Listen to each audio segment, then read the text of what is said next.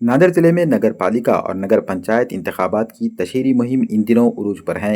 भोकर तालुके में नगर पालिका और नगर पंचायत चुनाव में राष्ट्रवादी कांग्रेस पार्टी अजीत पवार गढ़ तमाम सीटों पर यानी 21 नगर पालिका और एक नगर अध्यक्ष के लिए मैदान में है।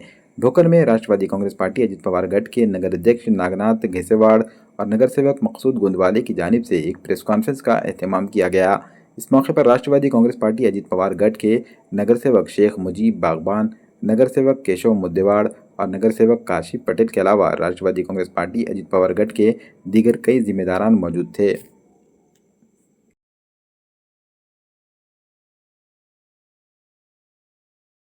गेली अनेक वर्षापासून भोकर नगरपालिकेची जी निवडणूक होत होती आणि आत्ताची जी निवडणूक होत आहे त्याच्यामध्ये जमीन आसमानचा फरक आहे।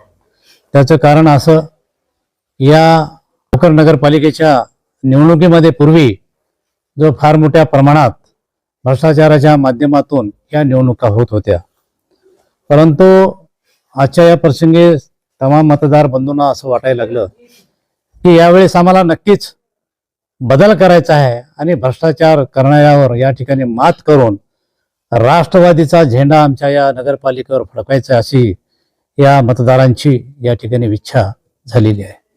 मित्र, आम्ही सर्व भोकरवासियांनी अशोकराव चव्हाण यांच्यावर विश्वास टाकून आमची हे भोकरची नगरपालिकाच नव्हे तर पूर्ण आमच्या तालुक्याची पंचायत समिती असेल, जिल्हा परिषद असेल की मार्केट कमिटी असेल, हे पूर्ण त्यांच्या ताब्यामध्ये आम्ही देत होतो। परंतु ज्यावेळेस यांना ह्या संस्था त्यांच्या ताब्यात दिल्यानंतर, उदाहरणार्थ नगरपालिका असेल, गेली 15 वर्षापासून ज्या पद्धतीनं नगरपालिकेचा कारभार अशोकराव चव्हाणचे चेले चपाटे या ठिकाणी करत होते, परंतु आम्ही जनतेला सांगत होतो ह्या अशोकराव चव्हाणची जी लोक आहेत, या ठिकाणचा कारभार, या ठिकाणच्या नगरपालिकेचा प्रशासन व्यवस्थित चालवत नाहीत, या ठिकाणी भ्रष्टाचार हा मोठ्या प्रमाणात चालतो आहे। आणि विशेषतः तुम्हाला या ठिकाणी सांगू इच्छितो, आमच्या या नगरपालिकेचे मध्ये सर्वसामान्यांचे जे कामं असतात, काय कामं असतात, त्या ठिकाणी घरकुलाची योजना ज्या ठिकाणी आल्यानंतर घरकुल गरिबांना दिलं पाहिजे, या ठिकाणी बांधकामाचा परवानगा व्यवस्थित जे काही फीस असेल ते घेऊन तात्काळ दिला पाहिजे, 143 नमुन्याचं पत्र तात्काळ या ठिकाणी दिलं पाहिजे। परंतु कुठलंही काम पैशाशिवाय या नगरपालिकेमध्ये होत नाही। गरीबाचं रहिवासी प्रमाणपत्र पाहिजे असतील तर त्याला पैसे, बांधकाम परवानगा पाहिजे असेल तर त्याला लाखो रुपये मोजावे लागतात, या ठिकाणी 143 पाहिजे असेल त्यालाही लाखानं पैसे मोजावे लागतात, 9 नंबरचा आणि काही विशेष उतारा पाहिजे असेल तरी याला ठिकाणी पैसे मोजावे लागतात। घरकुलासाठी 10,000 रुपये दिल्याशिवाय गरिबांना घरकुल या ठिकाणी मिळत नाही। एवढंच नव्हे तर या नगरपालिकेच्या माध्यमातून मी सांगू इच्छितो, त्यांची जी बिल वसुली करत असतात, पाणीपट्टी असेल, करपट्टी असेल, हे डुप्लिकेट बिलं वापरून त्या ठिकाणचा कर्मचारी सुद्धा 10-10 एकरचे मालक या ठिकाणी होऊन बसलेत। 5-5 कोटीची बिल्डिंग यांना झाली आणि या सर्वांना आशीर्वाद कोणाचा असेल तर अशोकराव चव्हाणचा आशीर्वाद आहे। अशोकराव चव्हाणच्या माध्यमातून या ठिकाणी त्यांचे चेले चपाटे आमऱ्या डमऱ्या जे आहेत त्यांनी या ठिकाणी सांगतात की तुम्ही अर्धे आम्हाला आणून द्या, अर्धे तुम्ही घ्या। म्हणून भोकरच्या तमाम जनतेला माझी नम्र व कळकळीची विनंती आहे, या महाराष्ट्राचे उपमुख्यमंत्री अजितदादाजी पवार यांनी या महाराष्ट्रामध्ये आपल्या सर्वसामान्य गोरगरिबांना ज्या बहिणीच्या योजना या ठिकाणी आपल्यापर्यंत पोहोचलेल्या आहेत, लाडकी बहीण म्हणून या ठिकाणी पैसे या ठिकाणी कोणी देत असेल तर ते अजितदादा पवार या ठिकाणी देत आहेत, कारण त्यांच्याकडे अर्थ खाता आहे। म्हणून अजितदादांनी सांगितलं की सेवाड आपले सर्व उमेदवार जे आहेत ते सक्षम उमेदवार उभा करून या भोकरच्या नगरपालिकेवर आपलं राज्य आणलं पाहिजे आणि इमानदारीनं येणारा आमचा कार्यकर्ता नगरसेवक तो इमानदार असला पाहिजे आणि त्यांच्या माध्यमातून या ठिकाणी प्रशासन हे व्यवस्थित चाललं पाहिजे। सर्वसामान्य मतदाराला या नगरपालिकेच्या माध्यमातून त्याला न्याय मिळाला पाहिजे, भ्रष्टाचार मुक्त नगरपालिका या ठिकाणी झाली पाहिजे। म्हणून आम्हाला ही नगरपालिका भ्रष्टाचार मुक्त करायची। सर, आप किन मुद्दों को लेकर यहाँ पर इलेक्शन लड़ रहे और ऐसा बोला जाता है कि अशोकराव चौहान का गढ़ है, तो क्या ये गढ़ को ढा पाएंगे? बरोबर है, आप जो बोल रहे हो सही बात है। देखिए, अशोकराव चौहान जो है, पैसे के बिना राजकारण अशोकराव चौहान का है नहीं। पैसे के ऊपर राजकारण है। अशोकराव चौहान पैसे नहीं देना, पैसे बांटना नहीं, वोटरों को पैसे देना नहीं। अशोकराव चौहान के पूरे कार्यकर्ताओं का, उनका जो जो मेंबर्स यहाँ पर खड़े, सबका डिपॉजिट जब्त हो जाता। खाली पैसे का एक मेरे ख्याल से इसके पहले का नगर पालिका का इलेक्शन, मैं आपको एक बात बताता हूँ। वार्ड नंबर 7 यहाँ पर जो इलेक्शन हुआ, मेरी मिसेज खड़ी थी। मेरी मिसेज के अपोज में मेरी सगी चचेरे बहन, उनको उन्होंने खड़ा किया। वो गवर्नमेंट सर्वेंट थी, 1.5 लाख उसको पगार था। मेरे अपोज में खड़ा करके 1 वोट को कितना पैसा बांटा अशोकराव चौहान साहब ने? 1 वोट को 25,000 रुपए का भाव था। हम सर्वसामान्य गरीब लोग है, कार्यकर्ता है, सामान्य कार्यकर्ता है, लेकिन पब्लिक के लिए हम ईमानदारी से काम करते। पब्लिक ने उस टाइम बिना पैसे के हमको चुन के दी। 20-25 हजार वोट पैसों को नहीं देखे, लेकिन यहाँ का कार्यकर्ता सच्चा होना, अच्छा होना, काम करने वाला होना, इसलिए आज का हमारा जो टीम है, एक अच्छी सक्षम टीम है। भाजपा को कोई वार्ड में उम्मीदवार नहीं मिला। 10 में है, 6 में, ये वार्ड में उम्मीदवार नहीं। हर एक उम्मीदवार उनका चले जाने वाला है। उनको भारतीय जनता पार्टी को वार्ड नंबर 10, वार्ड नंबर 6 यहाँ पर कोई उम्मीदवार नहीं। इसलिए ये पार्टी अभी हमारे यहाँ से तो दूर जाने वाली है। यहाँ राष्ट्रवादी पार्टी का उम्मीदवार चुन के आने वाला है। दूसरी बात रही, जो यहाँ पर सब मेरे मुस्लिम भाइयों को ये कहना चाहता हूँ, जो एमआईएम का कैंडिडेट यहाँ पर खड़ा है, ये पहले किसके साथ रहता था? पहले जिसके साथ रहता था उन्हीं यहाँ पर इधर भेज दिया। भारतीय जनता पार्टी के तरफ से पैसे ले लो, अशोकराव चौहान तरफ से पैसे लेके यहाँ पर खड़ा किए। मैं सब मुस्लिम भाइयों को ये नम्र विनती करना चाहता हूँ, देखिए, एमआईएम को 1 वोट गया तो भारतीय जनता पार्टी का 1 वोट बढ़ जाता, याद रखो। इधर 10 वोट गए एमआईएम को, 10 वोट भारतीय जनता पार्टी के बढ़ जाते। इधर 100 वोट एमआईएम के लिए तो 100 वोट भारतीय जनता पार्टी के बढ़ जाते। एक ही वोट अपना खराब नहीं करते हुए, राष्ट्रवादी पार्टी अजित दादा पवार की ही पार्टी है, सक्षम पार्टी है। अजित पवार साहब जो बोले वही चलते हैं, जैसा बोले वैसा चले, मराठी में मन है। वैसे ही हमारे अजित दादा पवार साहब यहाँ पर जो अभी आने वाले हैं, उन्होंने कहे कि घिसेवाड़ यहाँ पर जो बड़े बड़े कामा हुए, भ्रष्टाचार यहाँ पर हुआ, अशोकराव चौहान ने, तुमको बोलता हूं मैं, यहाँ पर एक अभी तालाब है बड़ा, तालाब में एक वहां पर सुशोभीकरण के नाम पे 28 करोड़ रुपए यहाँ पर आए हुए। 28 करोड़ में से खाली 10-12 करोड़ का काम हुआ, बाकी सब भ्रष्टाचार। अभी तक यहाँ पे विकास नहीं हुआ, और आप जो है तो अब विकास की बात करके वोट मांग रहे हैं। बिल्कुल बिल्कुल, किन मुद्दों पर मांग रहे हैं? मैं हम ये कहना चाहता हूँ लोगों को, हमारे वोटर्स को, हमारे भोकरवासियों को, हम ये जो आज तक जो अशोकराव चौहान के माध्यम से केवल निधि उपलब्ध करने के लिए हजारों कोटी यहाँ पर लाए बोलते हैं, लेकिन यहाँ पर कोई काम नहीं हुआ। कोई रोड का काम बरोबर नहीं, कोई रास्ते का काम बरोबर नहीं, नाली का काम बरोबर नहीं, कोई स्वच्छता यहाँ पर है नहीं है। ये सब हम यहाँ पर करने वाले हैं। भोकर वासियों को नम्र विनती करता हूँ, इसके पहले हमको, आप भोकर की एक ग्राम पंचायत थी, उस टाइम आप हमारे को 14 लोग हमारे चुन के दिए और एक अच्छा कारोबार यहाँ पर किए, उन लोगों को मालूम है। और इसलिए लोग बोल रहे घिसेवाड़ साहब, आपको और आपके टीम को, अजित दादा पवार के पूरे उम्मीदवारों को, जैसा कि हमारे नांदेड़ जिले के हमारे जो नेता है, जो कंधार लोहा के जो आमदार है चिखलीकर साहब, उनके नेतृत्व में है नांदेड़ जिले में हम काम कर रहे। उनका एक सक्षम नेतृत्व यहाँ पर है नांदेड़ डिस्ट्रिक्ट को, और महाराष्ट्र को अजित दादा पवार का है। और सभी को मैं ये कहना चाहता हूँ कि भोकर का विकास चाहिए, गरीबों को यहाँ पर न्याय चाहिए। हर गरीबों को नगर पालिका में जो भी है सर्टिफिकेट, यहाँ पर जो भी कुछ काम है, जैसे कि बांधकाम परवाना है, जैसा कि यहाँ के निवास के रहने के लिए जो गरीबों को घरा चाहिए, वो हम मुफ्त में दे देंगे। कोई भ्रष्टाचार नहीं होगा, गरीबों को बरोबर घरकुल मिलेंगे। ये हम यहाँ पर कहना चाहते हैं। सर, भोकर चुनाव में कांग्रेस, एमआईएम, भाजपा ताकत लगा रही है, इसमें एनसीपी की सीटें निकलेंगी क्या? 100% निकलेंगे। जैसे कि मैं आपको बोलता हूँ, ये भाजपा के जो नेता है, 15 सालों से नगर पालिका वी के हाथ में। आज तक एमआईएम का यहाँ पर कोई कैंडिडेट खड़ा था? एमआईएम का कोई प्रेसिडेंट के लिए उम्मीदवार था? आज क्यों है? आज इसलिए खड़ा है कि जो नेता है यहाँ पर एमआईएम को टिकट वहां से दिला के, उनको पैसे दे के और मुस्लिम समाज के वोटों का बंटवारा करने के लिए उनको खड़ा किया है। आज तक कोई एमआईएम का यहाँ पर आज तक कोई खड़ा नहीं हुआ। आज क्यों है बोल? और वो भी जो खड़ा है, जो कांग्रेस का तुम नाम निकाले, कांग्रेस का जो यहाँ का जो प्रेसिडेंट है, तालुका अध्यक्ष है, उसी का वो आदमी है। वो दोनों के मिली भगत है। कांग्रेस बीजेपी की है, यहाँ कांग्रेस कोई दूसरी है नहीं। कांग्रेस को जो यहाँ के जो तालुका अध्यक्ष है, उन्हीं का वो एमआईएम का वो आदमी है। वो दोनों एक साथ रहते थे। कितने सीट? राष्ट्रवादी पार्टी से उम्मीदवार है, चुनाव में क्या करेंगे? अस्सलाम वालेकुम, आदाब, नमस्ते। मैं वार्ड क्रमांक 6 से उम्मीदवार बोल के, मेरी वाइफ है शबाना बेगम शेख मकसूद। अभी हम जो चुनाव लड़ रहे हैं राष्ट्रवादी का 2025, आने वाले 2 तारीख में वोटिंग होने वाली है। हम इस मुद्दे पर इलेक्शन लड़ रहे हैं। 15 साल से यहाँ पर कांग्रेस का बोलबाला था और ये जनता की मेहरबानी थी और जनता ने एक नेता पे विश्वास किया था।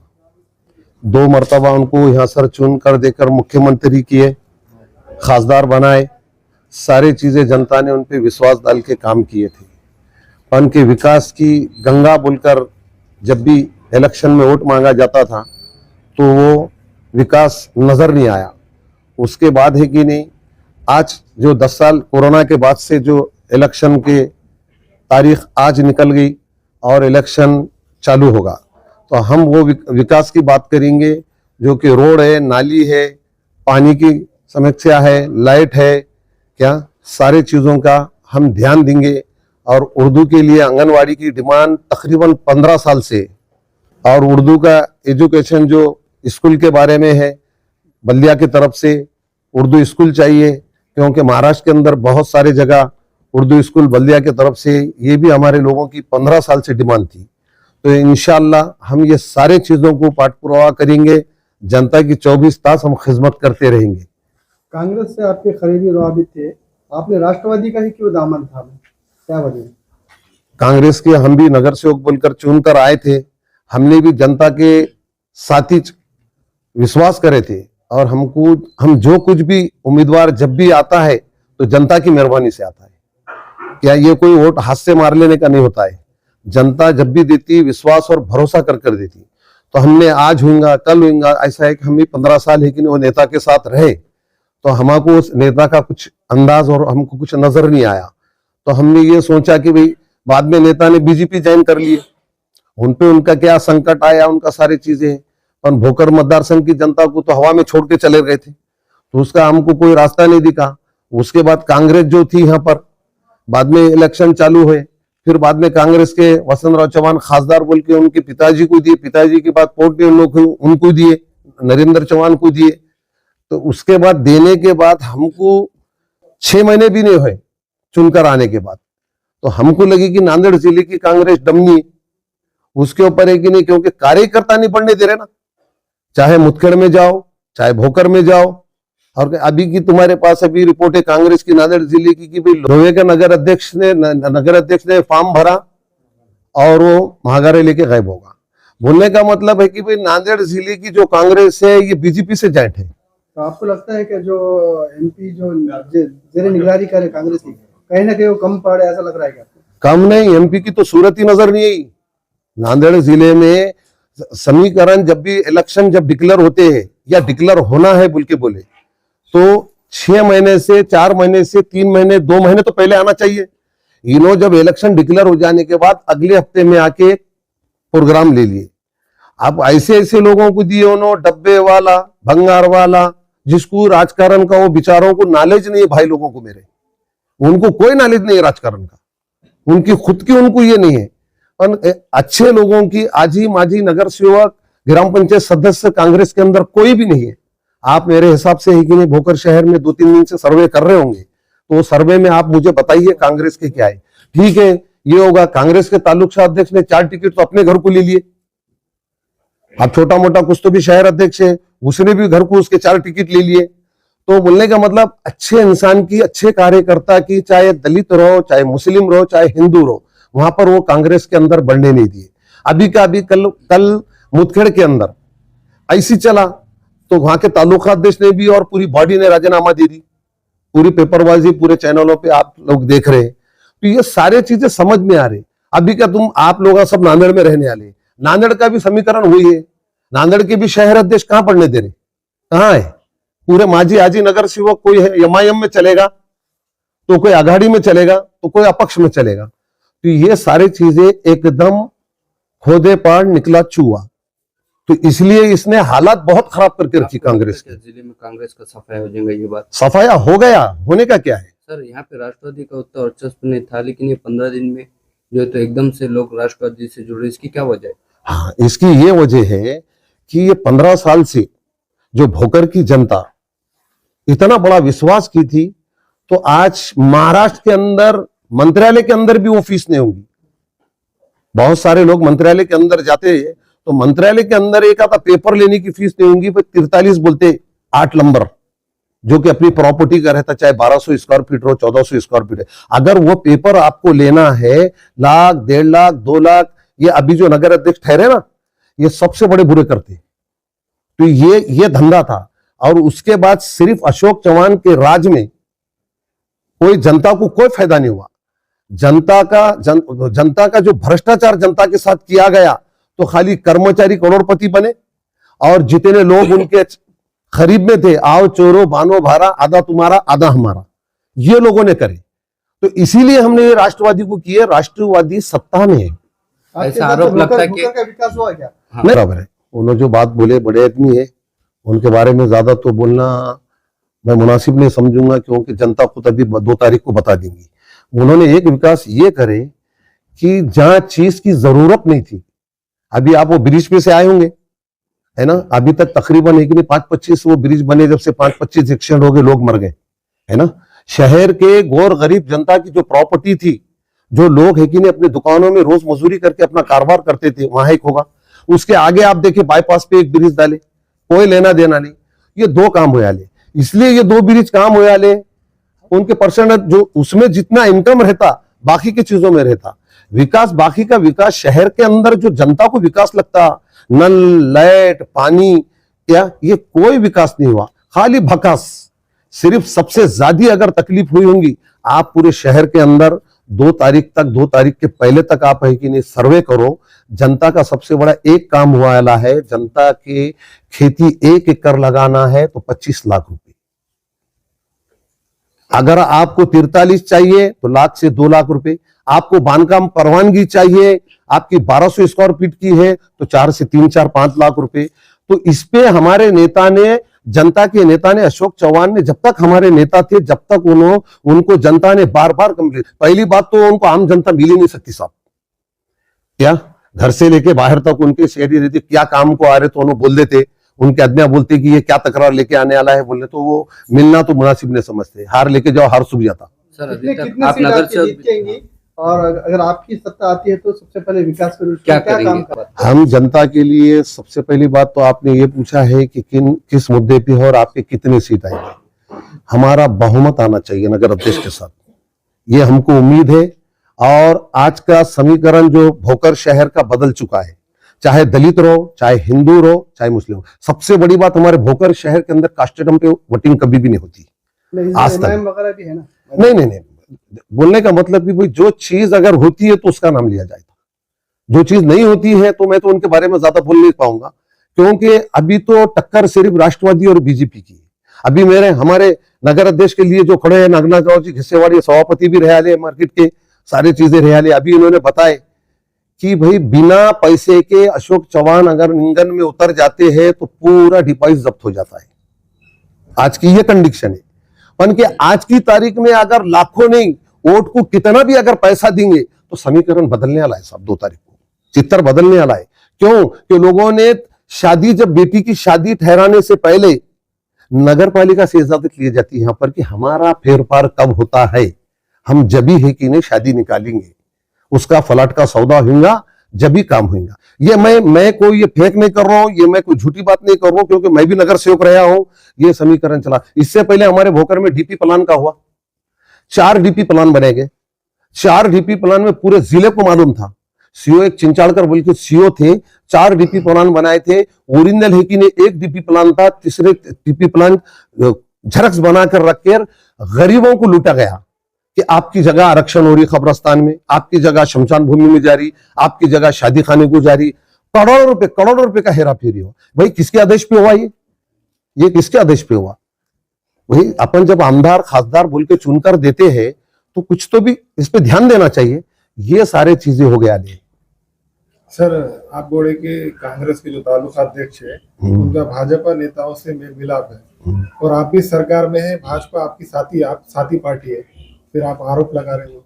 हाँ, कांग्रेस के तालुका अध्यक्ष को इसलिए मैं आरोप लगा रहा हूँ, एक 3 महीने हो रहे लगभग उनकी पेपरबाजी हो गई, उनके चरणों में जाके उन्होंने गिर चुके। उनका एक डैम था यहाँ, डैम एक 25 साल से मच्छी डैम था, उन्होंने कोई